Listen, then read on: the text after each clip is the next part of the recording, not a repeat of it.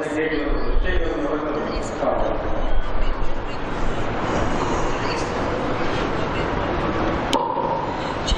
சகோதரர்களே, தாய்மார்களே, ஒரு முக்கியமான ஒரு சர்ச்சைக்குரிய ஒரு கேள்வியை நமது சகோதரர் ஜாயித் பாய் அவர்கள் எழுப்பியிருக்கிறார்கள். அவருடைய உள்ளத்திலே நீண்ட நாளாக இருந்து கொண்டிருந்த ஒரு கேள்வி, அப்படிதானே இல்லையா? இது எல்லோருடைய இதயத்திலையும் இருக்கும். அதாவது நம்ம தமிழகத்தை பொறுத்த வரையில்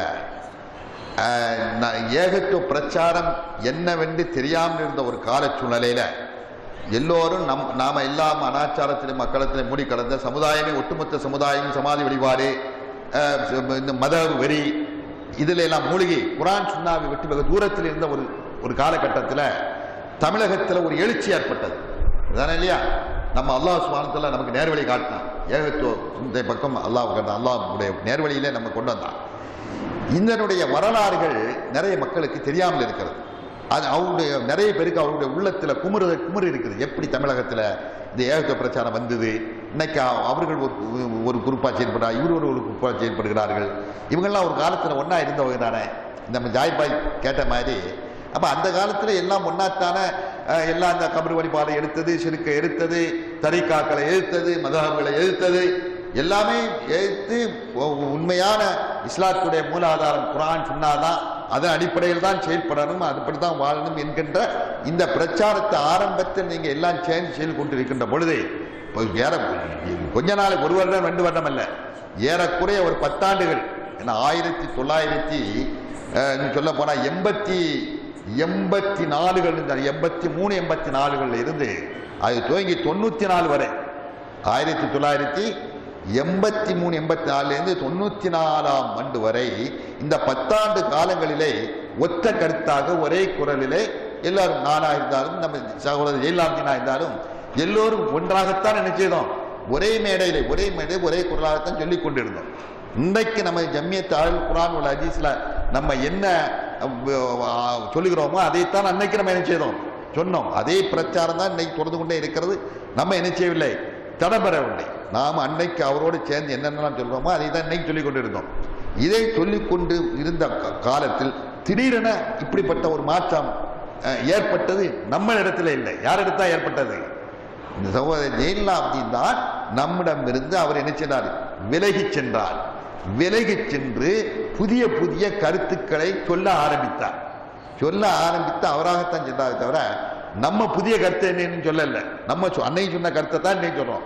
அன்னைக்கு குர்ஆன் ஹதீஸ் சொன்னோம், இன்னைக்கும் குர்ஆன் ஹதீஸ் தான் சொல்றோம். மதாபு கூடாதுன்னு சொன்னோம், இன்னைக்கும் மதாபு கூடாதுன்னு தான் சொல்றோம். ஷிர்க் என்பது கூடாது, ஷிர்க்கை ஒழிக்க வேண்டும் என்று போராட வேண்டும் என்று சொன்னோம், இன்றைக்கும் ஷிர்க்கை ஒழித்து போராடி கொண்டிருக்கிறோம். ஏகத்துவம் தான் அடிப்படை. லா இலாஹ இல்லல்லாஹ் இந்த கலிமா, இந்த கலிமாவின் பக்கத்தான் மக்களை ஒன்றிணைக்க வேண்டும் என்று நம்ம சொன்னோம். இன்றைக்கும் என்ன செய்யறோம், அதே லட்சியத்தோடு தான் பாடிக்கொண்டோம். குர்ஆன் ஹதீஸ், குர்ஆன் சுன்னா, அல்லாஹ் ரசூல், அல்லாஹ் ரசூல் என்ன சொல்கிறார் அதுதான் மார்க்கம் என்ற அடிப்படையில் தான் இன்றளவும் மக்களுக்கு நம்ம சொல்லிக் கொண்டிருக்கிறோம். ஆனால் இவர் சகோதரர் ஜெயலலிதாவினை பொறுத்தவரையிலே நமது ஜமாஅத்திலிருந்து அவர் பிரிஞ்சு சென்று புதிய ஜமாத்துக்களை அவர் கண்டார். அதனால இங்கே இருந்து பிரிஞ்சு போனாரு. போன பின்னால ஒரு அமைப்பை அவர்கள் உருவாக்கினார்கள். தாமுக என்ற ஒரு அமைப்பை உருவாக்கினார்கள். அதிலிருந்து அவர் பிரிஞ்சு சென்றார். பிரிஞ்சு சென்று நமக்கு எதிராக செயல்பட்டார். அனைத்து தௌஹீத் ஜமாத் கூட்டமைப்பு என்று ஒன்றை ஆரம்பித்தார். அதிலிருந்து நினைச்சார்கள் விட்டு சென்றார். இப்ப புதுசாக தமிழ்நாடு தௌஹீத் ஜமாத் என்று ஒன்றை ஆரம்பித்து வைத்துக் கொண்டு நமது ஜமாத், அதாவது நம்ம ஜம்மியத்து அல் குர்ஆன் வல் ஹதீஸ் என்ற இந்த அமைப்பிலே அவர் இருந்து நாம் சொல்லுகின்ற இதே கருத்துக்களை அவர் சொல்லிக் கொண்டிருந்தாரோ அந்த கருத்துக்களுக்கு எதிராக விமர்சனங்களை செய்து நமது ஜமாஅத் சொல்லாத நம்பாத விஷயங்களை நம்புவதாக மக்கள் மத்தியிலே பொய் பிரச்சாரம் செய்து கொண்டிருக்கிறார்கள். எதுக்குன்னு சொன்னா, அவருடைய அணி வளர வேண்டுமானால் அதற்கு எதிராக இருக்கக்கூடிய அணியை என்ன செய்யணும், ஒழிக்கணும். தன்னுடைய அணி வளர வேண்டுமானால் தனக்கு எதிரில் இருக்கின்ற அணியை என்ன செய்ய வேண்டும், ஒழித்தால் தான் தன் அணி வளரும். இது அரசியல் பாலிசி. இது என்னது, இது அரசியல் பாலிசி. அந்த அரசியல் பாலிசியை அவர் கையில் எடுத்திருக்கிறார். நல்ல விளையுங்க, அவர் கையில் எடுத்திருப்பது அரசியல் பாலிசி. ஏன்னா அது அரசியல்வாதிகளோடு தான் அவருக்கு நிறைய தொடர்புகளாக இருந்தது. அரசியலில் இடம் பிடிக்க வேண்டும் என்கின்ற அந்த நோக்கத்தோடு தான் அவர்கள் அதை செயல்பட்டார்கள். அப்படி அது செயல்பட்டு போன அரசியலுடைய சாயல் அவர்கிட்ட வந்த காரணத்தினால் அரசியல்வாதிகள் என்னென்னலாம் கையில் எடுப்பார்களோ அதையெல்லாம் என்ன செய்தாரு, அவர் கையில் எடுத்து அவர் செயல்பட்டு கொண்டிருக்கிறார். எனவே இந்த சூழ்நிலையில் நமது ஜமாத்தை பொறுத்தவரையிலே நமது நிலைப்பாடு அன்றைக்கும் இன்றைக்கும் ஒரே நிலைப்பாடு தான். அன்றைக்கு எப்படி நம்ம சேர்ந்திருந்து இந்த ஏகத்துவ பிரச்சாரத்துக்காக வேண்டி குரல் கொடுத்து கொண்டிருக்கிறோமோ அதே பிரச்சாரத்தான் இன்னைக்கும் தமிழகத்திலே தென்கோடி முறை கன்னியாகுமரி மாவட்டத்தில் தான் துவங்கணும். இந்த சகோதரர் ஜெயலலிதா அவர்கள் நம்ம பிரச்சாரத்தை ஆரம்பிக்கக்கூடிய நேரத்தில் அவர் எங்கிருந்தார், தஞ்சை மாவட்டம், பழைய தஞ்சை மாவட்டம் சங்கரன் பந்தர்ல இந்த அந்த ஊரிலே அவர் ஒரு மதரசாவிலே இருந்து கொண்டிருந்தார். அப்படி இருக்கக்கூடிய நேரத்தில் ஏகத்துவ பிரச்சாரத்துடைய ஜோதி எங்குதான் ஆரம்பமானது, கன்னியாகுமரி மாவட்டம் கோட்டார் என்ற ஊரில் தான் இந்த பிரச்சாரத்தை நம்ம துவங்கினோம். துவங்குகின்ற பொழுதுதான் ஏகத்துவ சிந்தனை, ஏதாவது நல்ல முற்போக்கு கருத்துக்கள் சொல்லக்கூடியவர்கள் ஏதாவது இருக்க மாட்டார்களா, இந்த அலசி பார்த்ததிலே நம்முடைய வலையிலே வந்தவர் சிக்கியவர் தான் யாரு, சகோதரர் ஜெயலலிதா. அவரும் அவருக்கு அண்ணன் ஒரு ஆள் இருந்தார், உங்களுக்கெல்லாம் தெரியாது, அவருடைய உடம்பிறந்த சகோதரர் ஒரு ஆள் இருந்தார், அவரு பேரு அலாவுதீன். இவர் ஜெயலலிதா, அவரு அலாவுதீன். அவர் நல்ல மனிதர், நல்ல ஒரு அறிவாளி, அவர் நல்ல பேடை பேச்சாளர். அவர் குறுகிய காலத்தில் அவர் இறந்து விட்டார். இப்ப இவரையெல்லாம் நம்ம அழைத்து வைத்து நம்ம பிரச்சாரத்துக்கு நம்ம என்ன செய்யறோம், தளம் அமைத்து கொடுத்தோம். இவர் பிரச்சார மேடைக்கு மேடையிலே பேசி மக்களுக்கு பிரச்சாரம் செய்ய மக்களை அழைக்கின்ற ஒரு அழைப்பு பணிக்கான தளத்தை அமைத்து கொடுத்தது யாரு, நம்ம தான் அமைத்து கொடுத்தோம். ஜம்மியத்து ஆலுல் குர்ஆன் மஜீத், அந்த காலத்தில் ஜம்மியத்து தாவத் இஸ்லாமியார் கோட்டாரில் ஆரம்பித்தோம். அந்த காலத்திலே அதிலும் தளம் அமைத்து கொடுத்து அங்குதான் பிரச்சாரம் அடிதடியோடு துவங்கியது. எங்க, கோட்டார் என்ற ஊரில். உங்களுக்கெல்லாம் தெரிந்திருக்குமோ தெரியல, அந்த காலத்திலே கோட்டாரிலே ஒரு முனாதரா நடந்தது. தமிழக வரலாறுலே முனாதராக்கள் என்றால் உங்களுக்கு முனாதரா தெரியுமா, உங்களுக்கு யாருக்கும் தெரியாது, உங்களுக்கு தெரியாது, முனாதரா தெரியுமா உங்களுக்கு, யாருக்கும் தெரியல. பாருங்க, சுபானோ, இதுதான் வரலாறு. படிங்க, வரலாறு படிக்காதனால தான் உங்களுக்கு நீங்க மற்றவங்க என்ன சொன்னாலும் அது ஆமன்னா செல்லம்தான் சொல்லிட்டு இருக்கிறாங்க. அன்புச்சவர்களே, முனாதரா என்று சொன்னால் ரெண்டு அணிகளுக்கு இடையிலே நடைபெற்ற விவாதம். என்ன விவாதம், அதுக்கு என்ன சொல்றது, முனாதரா விவாதம். இது எந்த ஷிர்க் அணிக்கும் நம்ம அணிக்கும் தௌஹீத் அணிக்கும் நம்ம ஏகத்துவ கொள்கையில் இருந்த நம்ம ஜம்மியாவுடைய உலமாக்களுக்கு இடையிலும் எதிரணியிலே இந்த சமாதி வழிபாட்டுக்காரருக்கு இடையிலும் இல்லை, ஒரு தமிழகம் தழுவிய அளவிலே மிகப்பெரிய ஒரு விவாத அரங்கு நடைபெற்றது 1987. எத்தனைல 1987. இன்னைக்கு எத்தனை வருஷம் ஆச்சு, 30 வருடங்கள் ஆகிவிட்டன. 30 வருடங்களுக்கு முன்னால் கன்னியாகுமரி மாவட்டம் கோட்டாரில் இந்த விவாதம் நடைபெற்றது. அவர்கள் கபரிலே இறந்து போனவர்களுக்கு உதவி தேடலாமா தேடக்கூடாதா, வசீலா தேடலாமா தேடக்கூடாது, இந்த டாபிக்ல அவங்கெல்லாம் வந்து இவர்களை வரவழைத்து நம்ம உலமாக்கள் எல்லாம் இருந்து அங்கதான் என்ன செய்தோம், விவாதத்தை நம்ம ஆரம்பித்தோம். அப்படிப்பட்ட அந்த விவாத களங்கள் எல்லாம் அமைத்து கொடுத்து அங்குதான் நம் பிரச்சாரங்கள் துவங்கியது. அந்த காலத்துல தௌஹீத் என்றால் என்னென்ன தெரியாதுங்க, தமிழ்நாட்டில் தௌஹீதுக்கு வார்த்தை கூட யாருக்கும் தெரியாது. நல்ல விலைகளை ஒரு காலகட்டம் 30 வருடங்களுக்கு முன்னால தமிழகத்திலே உள்ள உலமாக்களுக்கோ தமிழகத்தில் இன்னைக்கு தௌஹீதுடைய வார்த்தை பிளாஷ் ஆகி கொண்டிருக்கல. இதுக்கு முன்னால தௌஹீத் எங்க போச்சு, அதுக்கு முன்னால எங்க தௌஹீதுடைய வார்த்தை எங்கே போயிருந்தது, இல்லை, நம்ம தான் தௌஹீதுடைய வார்த்தையை சொல்லிக் கொடுத்தோம். தௌஹீதுடைய வார்த்தையை சொல்லிக் கொடுத்தது மட்டுமல்ல, தௌஹீத் என்றால் என்ன, இந்த தௌஹீதுடைய வகைகள் என்ன என்பதெல்லாம் அவர்களுக்கு தெரியாது. யாருக்கு, பிஜே உட்பட தெரியாமல் தான் இருந்தார்கள்.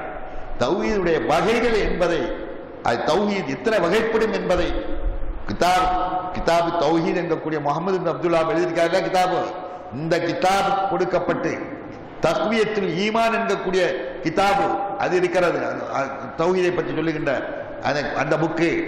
அதே மாதிரிதான் இந்த சமாதி வழிபாட்டுக்காரர்கள் அவர்கள் தங்களுடைய இந்த அனாச்சார கொள்கைகளை நியாயப்படுத்துவதற்காக வேண்டி அவர்கள் எடுத்து வைக்கின்ற வாதங்கள் என்னென்ன, அந்த வாதங்களுக்கு எப்படி பதில் சொல்ல வேண்டும் என்கின்ற ஒரு புக்கு, ஒரு கிதாபு நம்ம தான் அவருக்கு கொடுத்தோம் முதல்ல.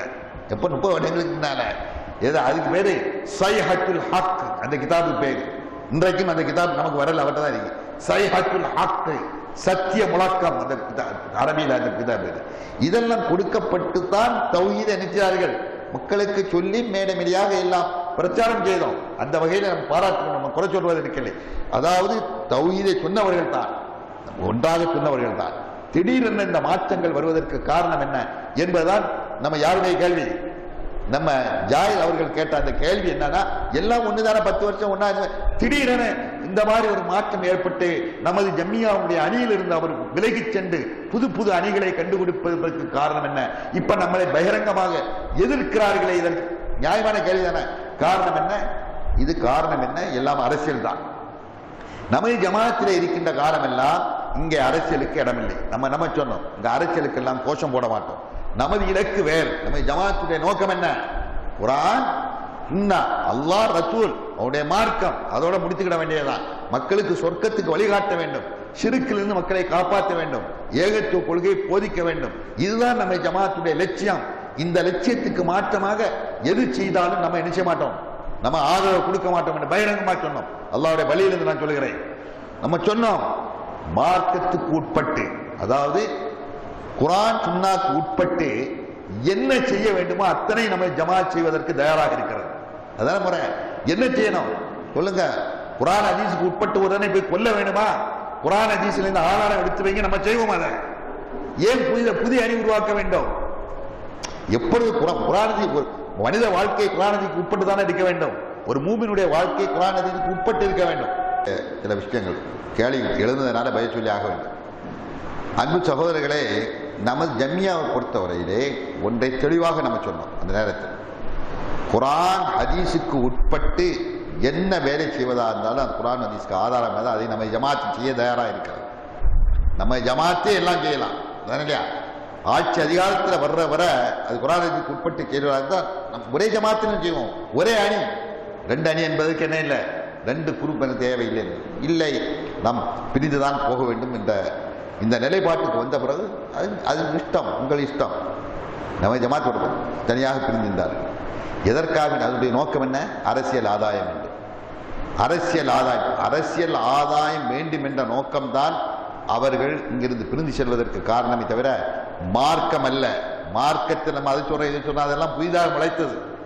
அவர்கள் இங்கிருந்து செல்லுகின்ற பொழுது அவருடைய சுய நலனை தக்க வைத்துக் கொள்ள வேண்டும். இன்னும் சொல்ல போனால் தன்னை பாதுகாத்துக் கொள்ள வேண்டும். தன்னை பாதுகாத்துக் கொள்வதற்கு ஒரு அரண் வேணும், ஒரு கேடயம் வேண்டும்.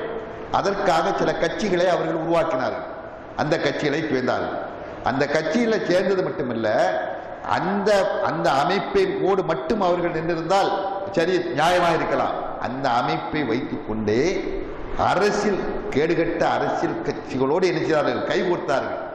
ஒரு சமயம் அந்த கட்சியோடு சேர்ந்தார்கள், இன்னொரு சமயம் இந்த கட்சியோடு சேர்ந்தார்கள், மாறி மாறி கட்சி. அப்ப இதெல்லாம் அரசியல் நோக்கத்திற்காகத்தான் அவர்கள் இந்த ஜமாத்தை விட்டு பிரிந்து சென்றார்களே தவிர மார்க்கத்தில் வேற கருத்து வேறுபாடு என்ற இது இல்லவே. அவர் இந்த நம்மளோடு இது செயல்படும் காலமெல்லாம் மார்க்க அடிப்படையில் எந்த கருத்து வேறுபாடும் இருக்கவே இல்லை, விழவே இல்லை. நீங்கள் படித்து பாருங்கள்.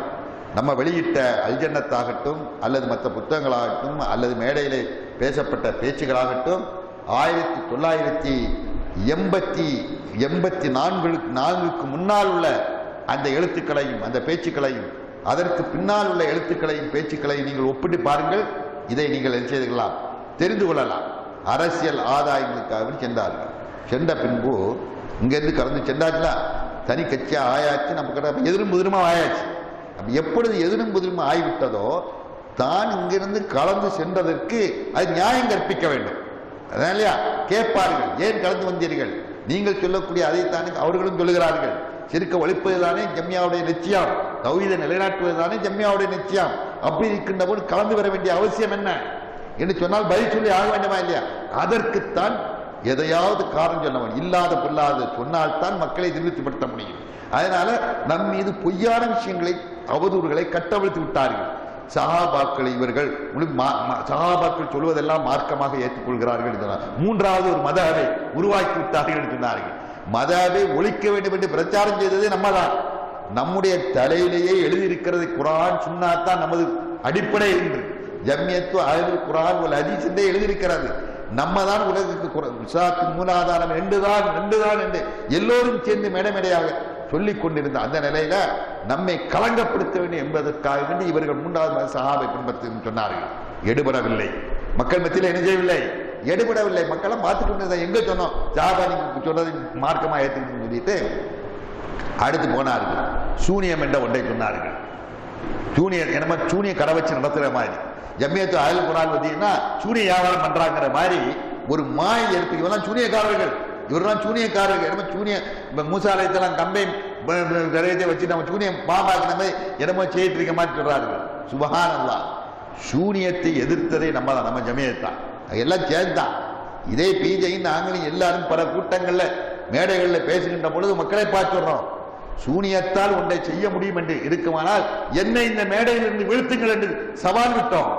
அட என்ன வீழ்த்துறா உன்னோட சூனியத்தால, என்ன நீ செய்து என்ன வீழ்த்து.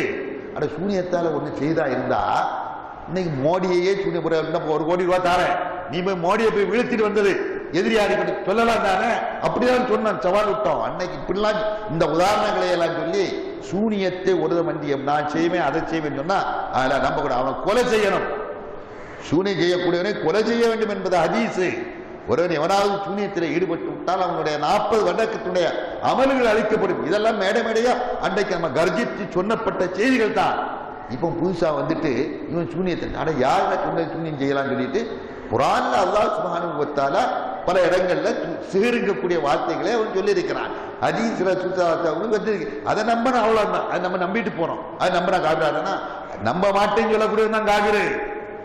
ஆனா குர்ஆன்ல வந்திருக்கக்கூடிய அந்த சூனியம் 60 இடத்துல வருது. எத்தனை இடத்துல வருது? 60 இடத்துல சிகிரு சொல்லி வரான். மூசா அலைஹிஸ்ஸலாம் அவங்களுடைய வரலாறுல முழுக்க சொல்றான். அதை என்ன நம்ப கூடாது. அப்ப அதை நம்பாதவன் யாரு? குர்ஆன்ல வந்த உன்னை நம்பாதவன் யாரு? இவ்வளவு நேரம் அதான விளக்கம் சொன்னோம். ஆனா குர்ஆனை நம்பும் போது அதுல உள்ள முழுக்க எல்லாம் நம்பணும். இதை நம்புவேன் அதை நம்ப மாட்டேன்னா காபிர் ஆயிடலாம். அப்ப இந்த சீருங்குடி வார்த்தைன்னா நீங்க கழிச்சிடு எல்லாத்தையும். சீருன்னு சொன்னா அது சூனியம் சொல்லக்கூடாது, அது மேஜிக்கா. ஏன்னா மேஜிக் எடுக்க அவங்க தான் மேஜிக் நடத்துறாங்க. மேஜிக் நடத்துறது அவங்க தான். எப்படிலாம் தில்லு முள்ளுகள் செய்து நம்ம ஒழிக்கணுங்க இப்படிலாம் சட்டம் அதையும் எடுபடையில மக்கள்கிட்ட எழுதியதில்ல. அது இப்படி எல்லாம் தன்னுடைய கட்சியை தன்னுடைய ஏதோ ஒரு மாயையில சிக்கிட்டு திணறிக் கொண்டிருக்கிறார்கள். ஒரு வரையில சிக்கிக் கொண்டு திணறிக்கொண்டு தன்னை நியாயப்படுத்துவதற்காகவும் தனக்கென ஒரு கூட்டத்தை, கண்மூடித்தனமான ஒரு கூட்டம். நான் அந்த மக்களுக்கு சொல்லிக் கொள்வேன், யாரெல்லாம் இவர்களை நம்பி அவர்களுக்கு பின்னால் அவங்க சொல்லக்கூடிய அவதூறுகளை எல்லாம் அப்படியே காதில வாங்கி நம்பிட்டு போயிட்டு இருக்கிறாங்களா இல்லையா, அந்த மக்களுக்கு நம்ம சொல்லிக்கொள்வோம், தயவு செய்து சீர்தூக்கி பாருங்கள். நம்மை பற்றி எதெல்லாம் குற்ற சொல்கிறார்கள் அவ்வளவு பச்சை போய் நம்ம அதையெல்லாம் கவுண்டர் கொடுத்து பதில் சொல்லிக் கொண்டு இருக்கக்கூடிய வேலை நமக்கு இல்லை. நமக்கு இஸ்லாத்துடைய மூலாதாரம் 2 மட்டும்தான், 3 என்பது கிடையாது. சஹாபாக்களுக்கு இந்த மார்க்கத்திலே புதிய புதிய சட்டங்களை சொல்வதற்கு அதிகாரம் கிடையாது. அதே மாதிரி தான் சூனியன் என்பது அது சூனியன் செய்யக்கூடியவனை அவனை கொலை செய்ய வேண்டும் என்று இஸ்லாமிய ஆட்சி இருந்தால், சூனியம் செய்தால் அவனுடைய அமல்கள் எல்லாம் அழிந்து விடுகிறது. சூனியத்தை வச்சு அவனை வீழ்த்துவேன், அவனை கவுத்துவேன், அவனை அழிப்பேன் என்றெல்லாம் செய்வதா இருந்தால் இன்னைக்கு உலகமே நிற்காது, இயங்க முடியாத ஒரு நிலை ஏற்பட்டு. அதே நேரத்தில் சூனியம் என்று அல்லாஹ் குர்ஆன்ல சொல்வதை நம்ப வேண்டும், நம்பி ஆக வேண்டும். அதுதான் நம்ம ஜமாத்துடைய நிலைப்பாடு என்றெல்லாம் நாம் விளக்கி சொன்னாலும், ஏதோ அவர்கள் ஒரு பிடிவாதத்தின் காரணத்தினால் தங்களுக்கென ஒரு கட்சி, ஒரு கழகத்தை வைத்துக் கொண்டு மக்கள் சக்தி அவர்களுக்கு போய் கூடிக்கொண்டு போற காரணத்தினால வலுக்கட்டாயமாக நம்மளை எதிர்த்துக் கொண்டிருக்கிறார்கள். இந்த நிலையை சகோதரர் பிஜே அவர்கள் மாற்றிக்கொள்ள வேண்டும். உண்மைக்கு புறம்பாக இந்த பிரச்சாரத்தை அவர் செய்வாரானால், அதை தொடர்வாரானால், நாளை அல்லாஹ் இடத்தில் நிச்சயமா நமக்கு எதிரும் புதிரமாக பதில் சொல்லி ஆக வேண்டும். கியாம நாளையில் அல்லாஹ் சுப்ஹானஹு வ தஆலா சும்மா விடமாட்டான். அவதூறு சொன்ன காரணத்தினால் ஒரு சரியான வழியிலே சென்று கொண்டிருக்கக்கூடிய ஒரு ஜமாத்தை பற்றி தவறான விமர்சனங்கள் எந்த அளவுக்கு சொன்னால், அவர்களை தவிர மற்ற நல்ல விளையிடுங்க. இந்த அவங்க இருக்காங்களா இல்லை, யாரும் இருங்க தாதாஜா ஏங்க அவன் மட்டும்தான் முஸ்லிமா, ஆனா அவங்க மட்டும்தான் சொர்க்கம் போவாங்களாம். மற்ற யாரும் உலகத்தில் யாரும் சொர்க்கம் போக மாட்டாங்க. இது அவங்களுடைய நம்பிக்கை. அதனால தான் அவங்க மற்ற எந்த பள்ளிவாசல்ல போய் தொழுதாலும் தொழுக கூடாது. இப்ப நம்ம பள்ளிவாசல் இருக்கா இல்லையா, எந்த பள்ளிவாசல்ல போய் இவங்க தொழுதாலும் அந்த தொழுக கூடாது, தொழுகை எல்லாம் பாத்திலாது. ஏன்னா அவங்களாம் முஸ்லிக்கா, அவன் காபிர் கூட்டம், நரகத்துக்கு போகக்கூடியவங்களா. இந்த மாதிரி ஒரு நம்பிக்கையில் இருக்கிறார்கள். சுப்ஹானல்லாஹ். நாளை அல்லாஹ்விடத்தில் பதில் சொல்ல வேண்டாமா? அட அல்லாஹ் விசாரிக்க ஆரம்பித்தா அவனுடைய தண்டனை இவ்வளவு கடுமையானது, மாற்றிக்கொள்ள வேண்டும். சகோதரர் பிஜே அவர்கள் மக்கள் பெருங்கொண்ட மக்களை அவர் திசை திருப்பி வழிகெடுத்துக் கொண்டிருக்கிறார். உண்மையிலே அவர் கொஞ்சம் தனியாக இருந்து சிந்தித்து பார்க்க வேண்டும். அல்லாஹ்விடத்திலே தௌபா செய்ய வேண்டும். அல்லாஹ்விடத்தை கேட்க, யா அல்லாஹ் நான் சரியான பாதையில் இருக்கேனா தவறான பாதையில் இருக்கானு அவர் இரவுல இருந்து தஹஜ்ஜத் தொழுட்டு அவர் அல்லாஹ்விடத்தில் கையேந்தி பிரார்த்திப்பாரா, நிச்சயமா அவருக்கு வழி கிடைக்கும். செய்தா தானே, அது செய்தா தானே, இந்த மாதிரி அல்லாஹ் கையேந்தி கேட்டா தானே அது சரியான வழிகள் காட்டும். ஆனால் காலம் கடந்து விடவில்லை, வாழ்நாள் கொஞ்சம் குறைவானது.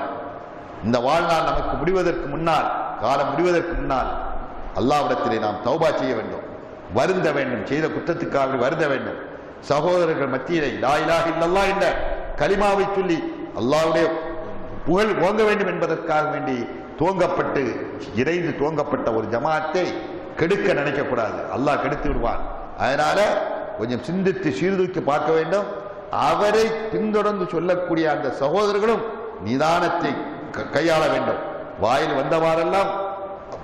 வந்தவாறெல்லாம் பேசக்கூடாது, தவறான வார்த்தைகளால் விமர்சிக்க கூடாது, மார்க்கத்தை தெரிந்து பேச வேண்டும். இன்றைய மார்க்கத்தை தெரியாத மக்கள் தான் அதிகமாக இருந்து கொண்டு விமர்சனங்களை கையாண்டு கொண்டிருக்கிறார்கள்.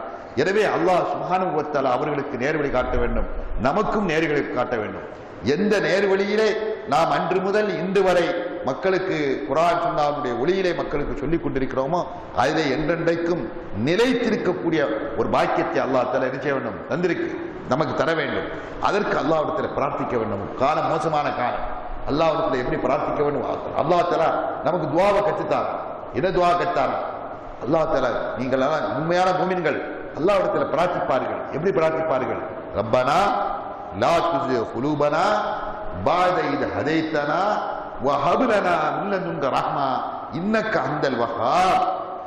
யா அல்லாஹ், எங்களுக்கு நீ நேரான வழியை ஹிதாயத் இதுதான் என்று காண்பித்த பின்னால் எங்களுடைய இதயத்தை நீ என்ன செய்து விடாதே, நீ புரட்டி விடாதே, நேரு வழியிலிருந்து எங்களை நீ தடம்பொருள செய்து விடாதே. யா அல்லாஹ், என்னை சத்திய பாதையிலே நிலைத்திருக்க செய்வாயாக, உன்னுடைய புறத்திலிருந்து குடைகளை மாறி வழங்குவாயாக, நீதான் வஹாபாக இருக்கிறாய் என்று அல்லாஹ்விடத்தில் இந்த பிரார்த்தனை பிரார்த்திக்க வேண்டும் என்று யாரு கற்றுத்தாரா? அல்லாஹ்வே கற்றுத்தாரா. நீங்க இப்படி கேளுங்க, இந்த மாதிரி துஆ செய்யுங்க. ஏன்னா ஷைத்தான் அப்படி உள்ளத்தை புரட்டிட்டே இருப்பான், உள்ளத்துல வந்து விளையாடுவான். அதனால அவனை விரட்டுவதற்கு இந்த துஆ பயன்படும். ஷைத்தானுடைய ஊசலாட்டங்களையும் தப்பெண்ணங்களையும் தவறான விமர்சனங்களையும் அடுத்த சகோதரர்களை பற்றி ஒரு கெட்ட எண்ணம் இதையெல்லாம் நம் உள்ளத்திலிருந்து மாற்றி உள்ளம் தூய்மையாக மாறுவதற்கு இந்த துஆ நமக்கு என்ன செய்யும், கை கொடுக்கும். அதனால தொழுது விட்டு அதிகமாக கேளு, அல்லாஹ் ரப்பனா லா துஸிக் குலூபனா பஅத இத் ஹதைதனா வ ஹப் லனா மின் லதுன்க ரஹ்மா இன்னக அன்தல் வஹ்ஹாப். யா அல்லாஹ், தவறான வழியிலே சென்று கொண்டிருக்கக்கூடிய அந்த மக்களுக்கு நீ நேரான வழியை காட்டுவாயாக, எனக்கும் சரியான பாதையை காட்டுவாயாக, ஈமானோடு வாழ்ந்து ஈமானோடு மரிக்கக்கூடிய ஒரு நல்ல பாக்கியத்தை எனக்கு தந்தருள்வாயாக. வலா தமூதுன்ன இல்லா வ அன்தும் முஸ்லிமூன் தவஃபனி முஸ்லிமன்.